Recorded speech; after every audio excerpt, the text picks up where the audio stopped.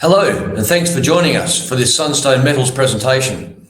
I'm Paul Armstrong from Reed Corporate. Sunstone has made 2 gold copper porphyry discoveries in Ecuador, one in the north and one in the south.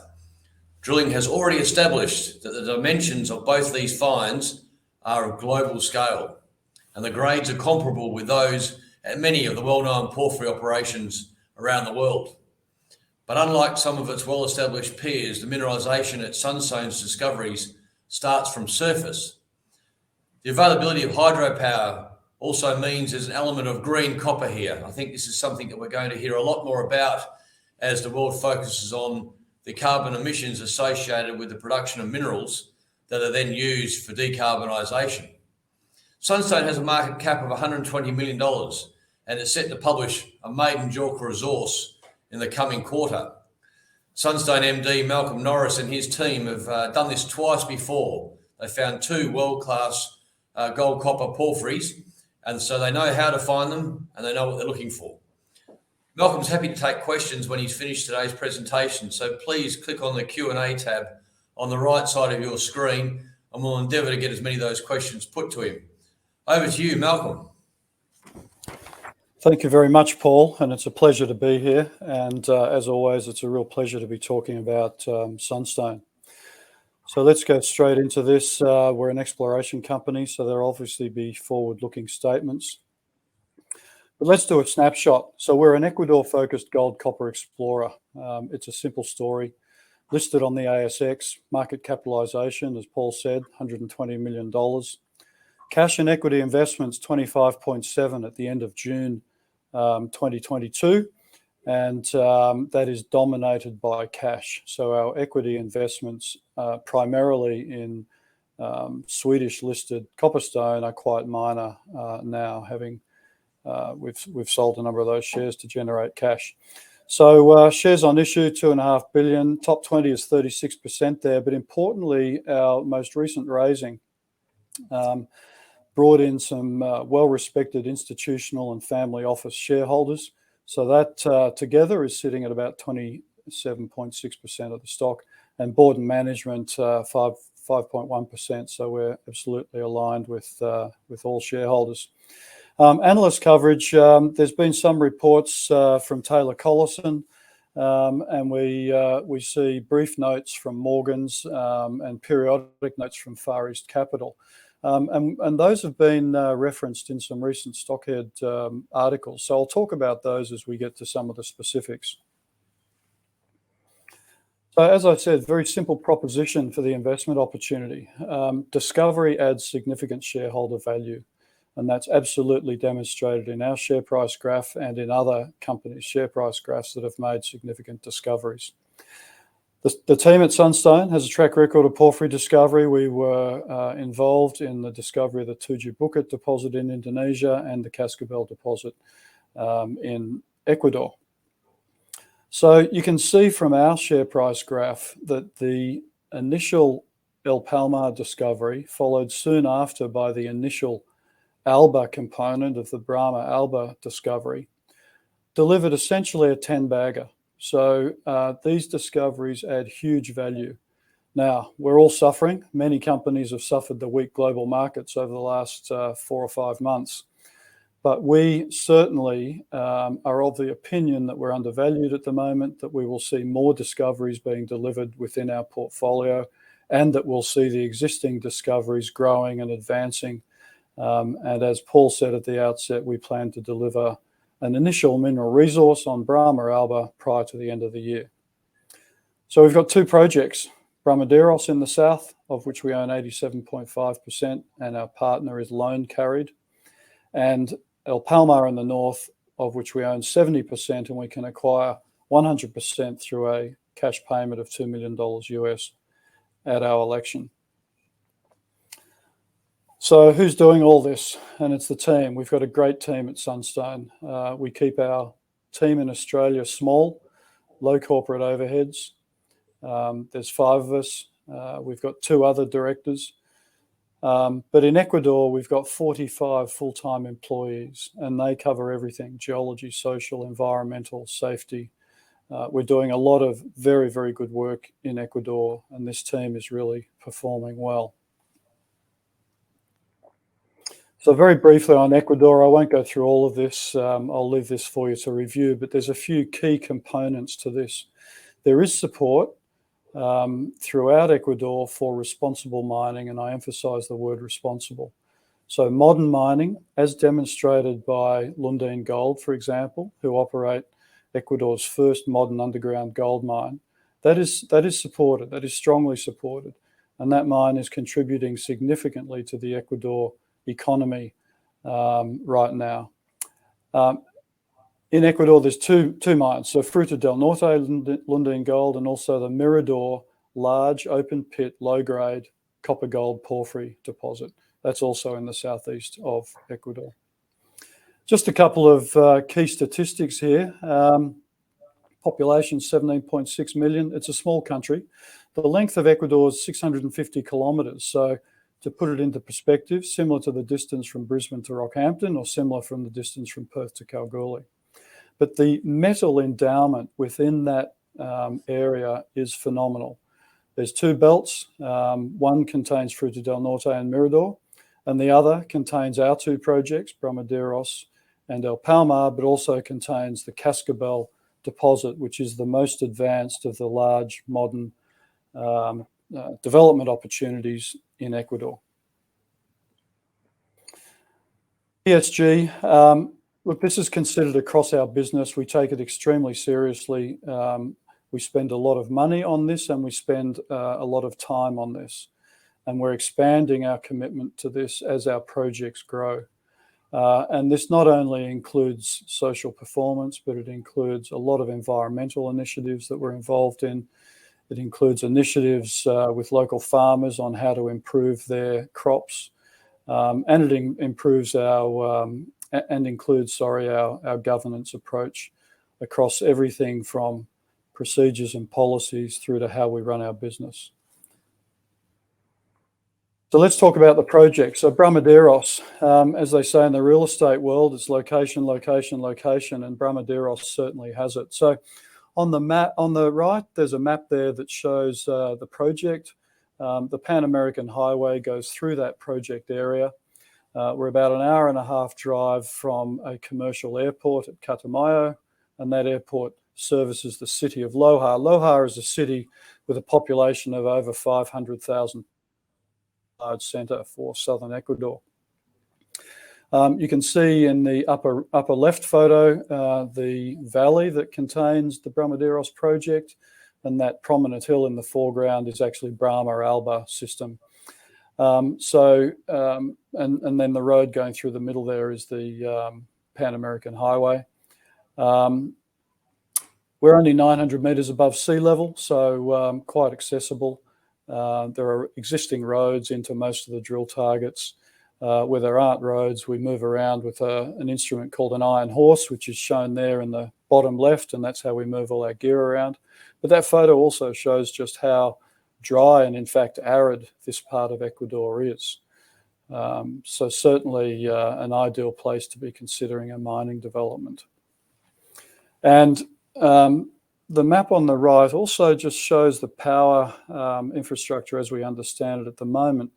But yeah, 88% of Ecuador's power is provided through hydroelectric power, and this is a critical component to considering future development of mining, and particularly copper mines and large porphyry gold copper systems. So it's a very important component.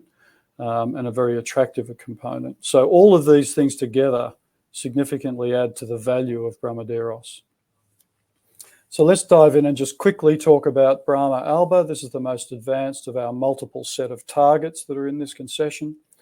This is a large porphyry system, high-grade domains within it. This is outcropping. You can go up and stand and look at the porphyry mineralisation. I was there recently with our other two directors. We stood on the collar of hole 8, which is in the middle of that fan of drill holes you can see on the map. And below us was half a kilometre of essentially ore-grade mineralisation. So it's quite a significant discovery. And we plan on delivering an initial mineral resource estimate by the end of the year. And again, I say initial because this resource will grow. So this will be step one, and then we'll continue to update that as we drill more holes. So let's have a look at a long section through this mineralization. And this was in today's announcement. And it's contouring gold equivalent results. Now, we've completed metallurgy. The metallurgical results are good. It's a simple process. It's a simple flotation process followed by a leach that delivers 89% recoveries for gold, 86% recoveries for copper, in a process that delivers at least a 20% copper concentrate. So very good results from the metallurgy, and this enables us to deliver our results in gold equivalent, which enables us to then compare ourselves to other deposits. So if you consider some of those other deposits, one that's in the news recently, Boda in New South Wales, discovered by Alkane. Interestingly, its cut-off grade for its resource, which contains 10 million ounces of gold equivalent, cut-off grade was 0.3 grams of gold equivalent. So a low cut-off grade and a very significant contained metal position for Boda, as I said, 10 million ounces. Back in Ecuador, the recently announced Tandayama American deposit owned by SolGold. This is near the Alpala deposit at Cascabel, but importantly, the majority of this deposit is an open pit, proposed open pit, and this also has a similarly low cut-off grade. And the grades that they're delivering are similar to the grades that you're seeing here in the Brahma Alba long section. If we go to Australia, the best known is Cadia, similarly low grade. And then Boddington. Boddington's very interesting. If you look at Boddington and consider it to be a porphyry, then the Boddington resource has a gold equivalent grade of approximately 0.5 in its measured and indicated resources. So these grades are very low, and they're typical of the Brahma Alba system that we're seeing here as well. Just to reinforce the scale, 1,200 meters long. This is around 300 to 400 meters wide, and a lot of the mineralization is in the upper 400 meters of this system, and we're open laterally, so still upside to deliver here. So this shows a plan image now of that Brahma system. So there's Brahma and Alba that we were just looking at, but we've stepped out slightly. So we look at Melanal off to the west, we look at Pleias off to the east. These are targets that do have surface copper gold responses. Melanal has only received 2 historical drill holes. Pleias has never been drilled. So with all the understanding that we've developed at Brahma and Alba, we'll apply that to drilling these other targets, and we hope to get an initial look at both of these prior to the end of the year. And that will obviously grow scale. And then if we step out even further, this is our concession, nearly 5,000 hectares, and you can see multiple targets. So Brahma Alba, we've just been looking at that. That's in the center part of the concession. Melanal and Pleias, you can see there, lateral to Brahma Alba. We'll be drilling those during 2022. Limon, this is a target that we drilled some holes into a few years ago. We drilled about 4 effective holes. We're now drilling another hole. Very compelling surface geochemistry, alteration, geophysical targets. And we're trying to find the ore body component of this large mineralized system because it's got metal in it. We just haven't hit an ore body yet, but we'll get there. We'll drill something at Limon, I'm sure. I'm confident of that. Portillo, we haven't yet drilled. This is a gold copper system at surface, a historical drill hole, 24 meters at 1.2 grams of gold. So we know that it's mineralized, and we have some follow-up to do there. And then Sandia, we've actually been doing some recent work down at Sandia. That's coming together as an interesting looking target. So we'll advance that exploration and hope to have it drill ready prior to the end of the year. And we'll schedule drilling in with these other targets. Epithermal opportunities, there's a number of these. These need follow-up. We haven't devoted any time to them in 2022, but we'll get back to them at some point. So we've got West Zone here. outcropping epithermal system, and Espiritu. So we'll get back to both of those. That's the Brahmaderos project. Very significant, large, 1,200 metre long Brahma Alba system, but with plenty of upside through these other targets. In total, we've got about 6 porphyry targets. We compare them to known deposits, Boda, others in Ecuador, Cadia, Boddington, in terms of large porphyry deposits that are low grade but very large tonnage, but importantly, very large contained metal equivalent. And these sorts of deposits have been picked up on by a number of the analysts that we talked about at the start of the presentation. Warwick Grigor, for example, at Far East Capital, puts a number of somewhere between 5 and 10 million ounces gold equivalent based on comparisons with Boda. So these are the sorts of numbers that are being talked about. And I reinforce our mineralisation is at surface and supported by very good infrastructure, so valuable in its own right. So let's now talk about El Palma in the north. So the map on the left shows El Palma relative to the capital city of Quito. Those distance tabs you can see down in the bottom, 20-kilometre tabs. So we're not far from Quito. It's about a 3-hour drive by the time you get out of the city and arrive at our project area. Again, the area is supported by hydropower. The map on the right is a geological map, and it shows this very important northeast trending belt. The Cascabel project sits on that Toachi fault zone. El Palma sits on the fault zone. Lurimagua sits adjacent to that fault zone. And then our other project, Vertico, that I'll touch on at the end, is also part of the broader El Palma target area. So this is the main target at El Palma, gold copper porphyry system, wide intervals of mineralisation, greater than 400 metres at greater than 0.6 grams per tonne gold equivalent. So again, I remind you of the low cut-off grades that are being used for resource estimates, so 0.3 in the case of Boda, gold equivalent being used as a cut-off grade for a resource estimate. And then also at El Palma, we're seeing intervals of greater than 100 metres at greater than a gram gold equivalent. So it's a very significant mineralised system from surface. We're seeing in the upper 500 metres.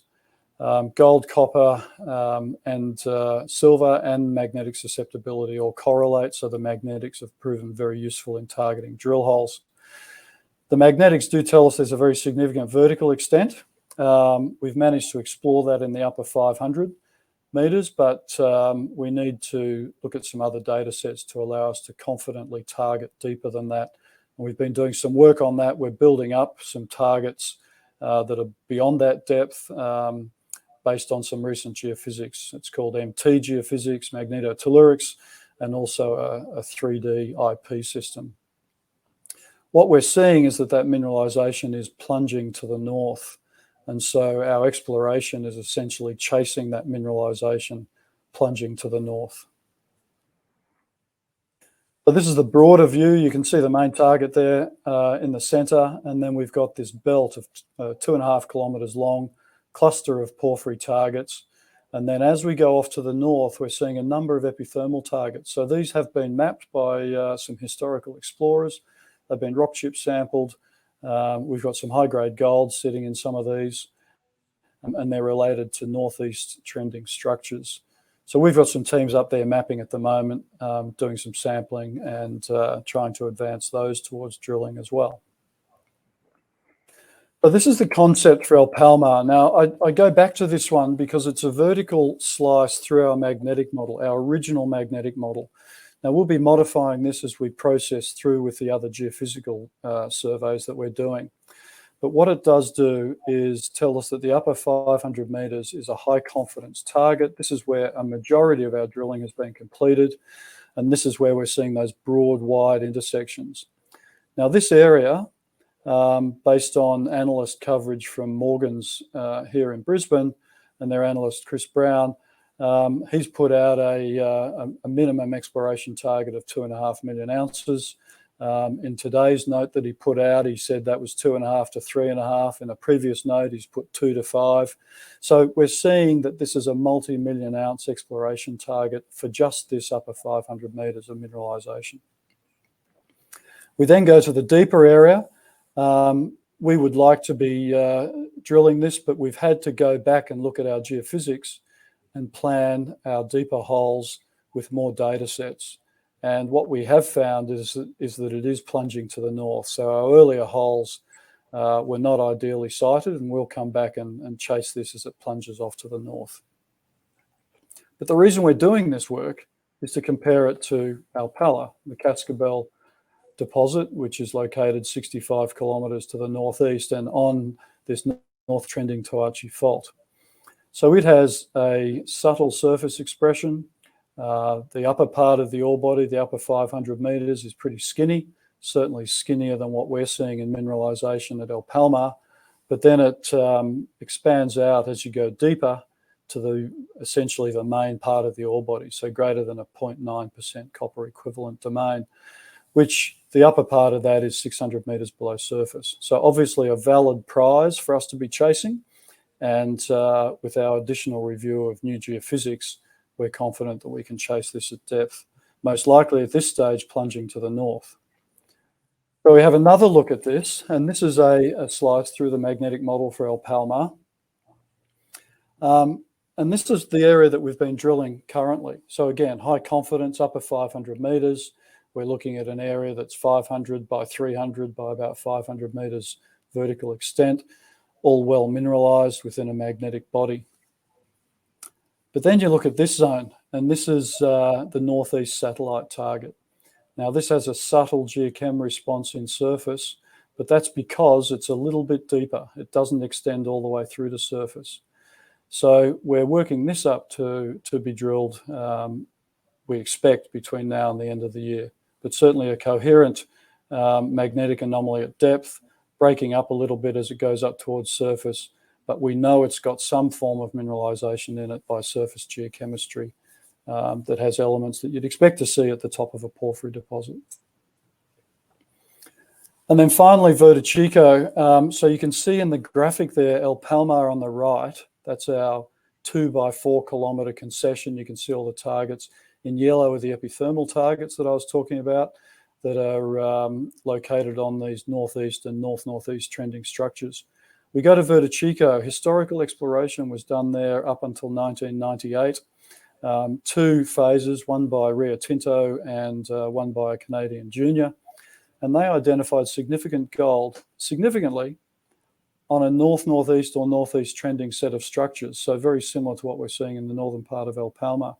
And you can see some of the vein samples there. So those samples were along the veins, we assume. We're going back in to calibrate that between now and the end of the year. And some very significant gold mineralisation, and then some early drilling delivered broad intervals of lower grade gold, but with high grade gold within that. But the focus has been this area shown here as the Vertico gold prospect. The remainder of the concession essentially has not been explored with modern exploration techniques. It's also on the Toachi fault. There's also plenty of room for porphyry opportunities here, so we'll be pushing this one forward as well. But importantly, it gives us a much bigger footprint in this northern part of Ecuador to advance these projects together. So what's ahead?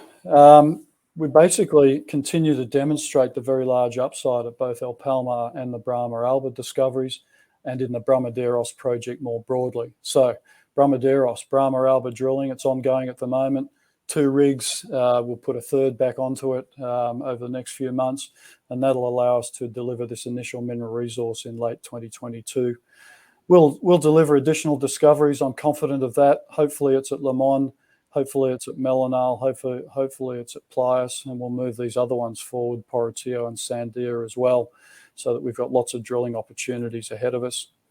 At El Palma, we'll continue to expand this shallow mineralisation that's at surface, but we'll also continue to test and develop drill targets for the deep areas, and that'll be aided by our newer geophysics.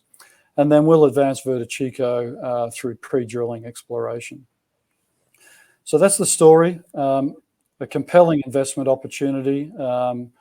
We would always argue on this basis that we're undervalued. Two very good projects, both mineralised, both with independent assessment by analysts that there's significant contained metal at these deposits. And certainly because Brahma is more advanced, we look at the potential development opportunities, and they're very compelling in this part of Ecuador. So thank you very much for your time. Thanks very much, Malcolm. We do have a couple of questions. One, I'm not sure how you're actually going to be able to answer this, Malcolm. One chap has asked, basically based on what you know and not allowing for further increases in the dimensions, etc., what do you consider to be the current resource estimate? Yeah, look, that's I can't really consider those numbers in the public domain, if you like. Look, what we do aim to do when we release our resource estimate at the end of the year, or towards the end of the year, we will also consider an exploration target. And an exploration target is something that is delivered as a range of tonnes and a range of grade, and it gives you some idea of the potential upside that we see on the project. Now, we see hundreds of millions of tonnes potential opportunity on both projects, and it's always the goal of a porphyry explorer to head towards that billion-tonne resource type mark. So, you know, they're the numbers that we throw around here as being our targets, and we'd like to be able to deliver that. I think importantly, both projects geologically have the potential to be delivering that scale of opportunity. That's why we secured them in the first place, and that's why we've continued to invest in them. So, you know, it's specifically, I can't say tonnes and grade, but they're certainly the targets that we look for as porphyry explorers. That's what we want to deliver. Malcolm, somebody else has asked, do you expect that maiden resource would increase the market cap? It definitely should, barring external conditions that we have no control over. But you know, if that resource is what we expect, what we hope for, and combined with some form of an exploration target, then you'd have to argue we're undervalued, in which case you'd expect the market cap to increase. So yes. Another question, Malcolm. Are you considering a share consolidation? Look, this is something that we talk about as a board. If we thought that it was a wise thing to do to support enhanced value for shareholders and to not compromise value for shareholders, then we would do it. So the answer is it's not a difficult process. We may do it so long as it adds shareholder value. And if you look at the history of share consolidations, a majority of them actually destroy shareholder value. Some don't. So it's all about the timing. Somebody else asked, Malcolm, you have $25 million in the bank. How does this compare with your funding requirements going forward? Yeah, so very, very comfortably funded with a very aggressive program for 12 months. In many respects, I hope we spend it quicker than that, because it means we're drilling a whole lot of holes because the results are so good. But yeah, we're extremely well funded with a very aggressive program for at least 12 months. Another question, Malcolm, what can we expect to hear from you over the next 3 months? Yeah, so key deliverables over the next 3 months are ongoing assay results from drilling at both Brahma and El Palma, and we'll be releasing them as we have been over the last few months, as groupings of drill holes that are logical to be released together. We also hope to be delivering a timetable for drilling of Melanal and Plias. And we will give more guidance on the initial mineral resource, because because that'll be in the fourth quarter. But our cutoff for drilling is going to be September, October sort of time frame. So that's the main things for Brahma We'll also give an update on Le Mans because we've drilled an additional hole there. We haven't seen any assays, and we've got a number of drill holes planned to be undertaken at Le Mans. At El Palma, obviously we hope to have further flavour on the deep drilling targets, and we hope to have a precise explanation of drilling the northeast satellite target. And at Vertico, I would hope towards the end of about 3 months from now, we can start to talk about what work is ahead of us technically. And Malcolm, another question. Have any of the bigger mining companies shown any interest in Sunstone? Well, they have, and I don't think that's something that should surprise anyone. These big companies do their work very well. They have active business development teams. I know from working in a big company myself, we had active spreadsheets on all the interesting opportunities around the world. And there's no doubt that Brahma and El Palma are interesting opportunities and recognised by the majors as being that. So, when we talk to them, they're familiar with what we're doing. Recently, I attended PDAC in Toronto, and there was an Ecuador day. And so we interact with all the other companies that are active there, and all the majors are active in Ecuador. And we know what they're doing. They know what we're doing. So no surprise. A couple of people have asked about the turnaround time for assays, Malcolm. You had said in the past that obviously, like everybody around the world, it was slower than you would like. How's that going? No, it's pretty good at the moment. So part of the slow turnaround was partly our fault in that we had so many rigs operating and we didn't expand our logging and core cutting facilities quite rapidly enough. We just couldn't. But now we've dealt with that. So we've got lots of core saws and we've got people working and we've caught up with the backlog.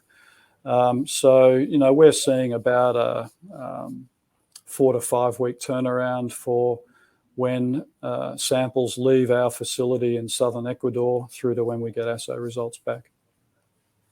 And one other question, Malcolm, do you expect to include El Palma in the resource estimate, or will this be separate measured down the track? No, this will be separate. So it's really important to understand. So what's ahead of us for resource estimates? At Brahma the initial one will be Brahma and Alba only. Then it will naturally follow at Brahma that we'll have periodic updates that will expand that resource we expect, and that we'll start to add these other areas to, so long as they're mineralized. So we can add melanal or playas or others. So that'll be a series of steps over the next 18 months. El Palma will not be included in the resource before the end of the year. It's a totally separate project. It will be managed totally separately. We will probably have enough drilling in early 2023 to be contemplating a timetable for a mineral resource at El Palma. So I think, early next year, you'll start to see some sort of discussion about what's ahead of us for resources at El Palma. And perhaps finally, Malcolm, a viewer has asked, what is the likely capex? How would it compare to other projects given the shallow nature of the mineralisation? Are you confident there will be an open pit? So too early to say at El Palma, but for Brahma yes, it would be an open pit development. As I've said multiple times, it's very well supported by infrastructure. So it's a great place to contemplate developing a large scale porphyry development. In terms of capex, maybe you look at some other companies for comparison. It was interesting that Alkane, when they put out their resource on Boda, in contemplating their cutoff grade, they referenced other deposits, and those deposits included those held by Newcrest. They also contemplated the Oz Minerals Carapatina deposit. They also contemplated the Winu project of Rio Tinto. and they also contemplated the Caravel copper project as well. So, maybe for investors to look at Caravel, maybe I think they've released a PFS just recently. That might turn some attention to large facilities that would be used for a large porphyry development. There's a number, it's not something that I can contemplate here, but by comparison with other deposits, that's the best way to go.